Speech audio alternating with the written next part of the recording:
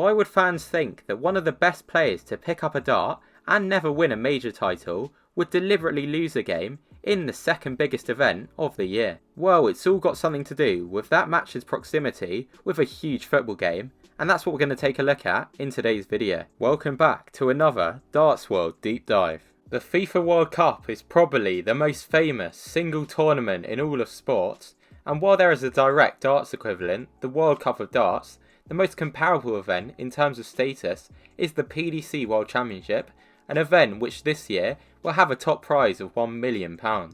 Now, the second most prestigious football tournament in terms of the international game is without a doubt the European Championship, and while again there is a darts tournament called that, the PDC's second biggest event is regarded by many to be Blackpool's annual World Match Play. In 2024, both of these events had games in July, with the end of the football clashing with the start of the darts. And this did have an impact on the Arrows due to the progress of Gareth Southgate's England side, who made it to the knockout stage by topping Group C with an unconvincing 1-0 win over Serbia and disappointing draws with Denmark and Slovenia. After a dramatic extra time win over Slovakia and a penalty shootout win against Switzerland, the team then put in their best performance of the tournament on July the 10th to beat the Netherlands 2-1 and move through to a final against Spain on July the 14th. Immediately after England's semi-final win, the PDC released a statement saying the following: "As the England football team have made the final of UEFA Euro 2024, which will be played on Sunday evening, we want to give everyone the opportunity to get behind them and have decided to bring forward the timings for both sessions on Sunday, July 14th at the Betfred World Match Play to allow fans to enjoy the thrilling action from the iconic Winter Gardens before the football." So, what they chose to do is start the afternoon session an hour earlier at 12 instead of 1 and the evening session much earlier at 4:30 instead of 7.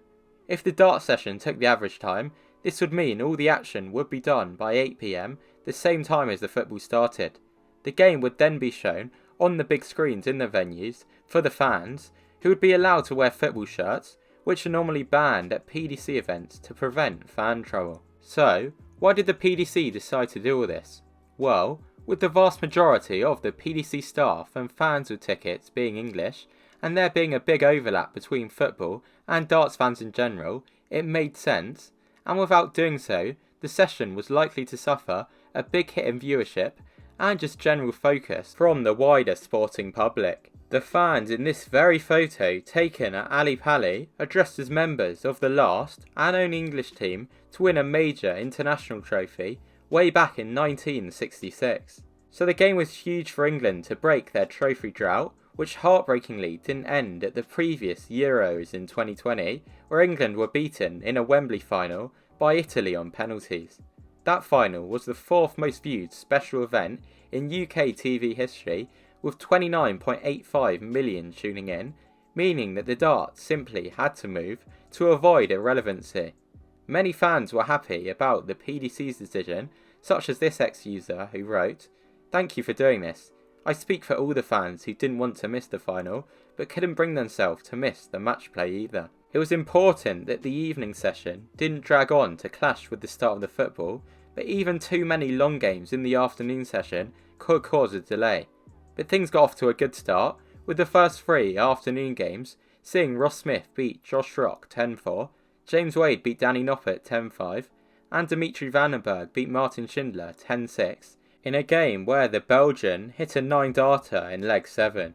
These shortish games gave the final match some leeway, which was much needed, as it went to a tiebreak and saw Stephen Bunting beat Ryan Joyce after around an hour. This gave the event team under an hour to clear the fans out, clean the venue, and let the ones with tickets for the evening session back in before it was scheduled to get underway at 4:30.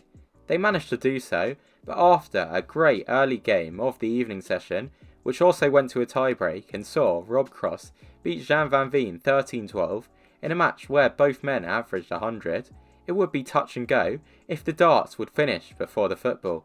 Things looked slightly better as Joe Cullen then beat Brendan Dolan 10-4 and Andrew Gilding beat Peter Wright 10-5, but by the time the final game of the night between England's Dave Chisnall and Poland's Krzysztof Ratajski was about to get underway, it was 7:25, just 35 minutes before the football. It was now highly likely that the first half would at least clash with some part of the end of the darts. Ahead of the match, Chisnall was a 1.5 or 66% favourite with bookmakers, while Ratajski was back at around 2.5. This means while Chisnall was expected to win, it was not expected to be a blowout, making a football clash even more likely. Chizzy even spoke about the situation a few days before the game, saying, "It's a double-edged sword for me, with the games being moved earlier on Sunday due to England playing in the Euros final with Spain. I was probably going to clash with the game and be playing at the time, but instead, I'll probably be watching on the big screens in the Winter Gardens. It means my routine changes for the day and a little bit more hurried, but at least I'll get to see the boys, hopefully do the business in Germany." When the darts got going, Chizzy lost the first 4 legs without getting a dart at double before missing multiple to win leg 5, meaning that Ratajski went 5-0 up into the break, delighting those who wanted to catch all the darts and all the football. At this point, there were already fans who felt like the football was having an impact on Dave's performance, with his level being much lower than usual and his average being down at 84 after he lost leg 6 coming out of the break. Ratajski then went 7-0 up before Chizzy won 2 of the following 3 legs to pull it back to 8-2 heading into the second break. There was an hour and a half break and the rest of the game to play with under 15 minutes before the football, and we know that Dave is a player perfectly capable of staging big comebacks, with him famously coming back from 8-0 down to beat Robert Thornton 10-9 at the Masters in 2016. But then Christoph went 9-2 up, just 1 leg away from a quick win, at which point Chizzy looked like he could make it 9-3, but after missing double 19 on the inside, he chose to go a strange route on 19, going 17 double 1, which he missed by a mile. He got to come back, but bossed it in 2 on tops, at which point Ratajski won 10-2 to the delight of fans in England football gear in the crowd, who would normally be desperate for a Chizzy win. The game, which Chizzy finished with an average of 87, ended at 7:56, just 4 minutes before kick-off, and this fan noted, "I don't know if Chisnall threw in the towel, but he wasn't throwing as well as he can do." Give Ratajski credit though, as Christoph put in a stubbornly good performance. He didn't even have to throw a 180 to win, as Dave's mind was probably elsewhere. And it seemed likely that it had been to some degree, as he was later spotted watching the game in the crowd with the fans. There were limbs in the venue when England equalised with Spain just after 70 minutes, but they ended up falling short for a second England final in a row, in which turned out to be Gareth Southgate's final game as manager.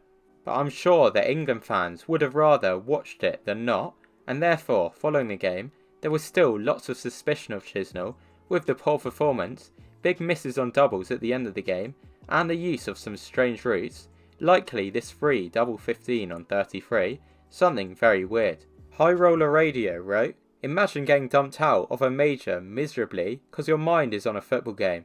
Should be fined by the DRA. Stat. Unprofessionally weak, and perhaps expected." A few months later, at the World Grand Prix, Chisnall even said that he had a bad Blackpool as he was in a rush due to the football, but it was hard to tell if he was joking. Now, I want you to let me know exactly what you think happened, and if you enjoyed this video and learned something new, please don't forget to subscribe, as currently just 15% of my viewers are, and it would really help the channel out. You can also hit the bell icon if you want to get notified whenever I upload a brand new darts video. Make sure to also leave a thumbs up if you enjoy this style of video, and if there's any topics you want me to cover in the future, you can also let me know. Thank you for watching.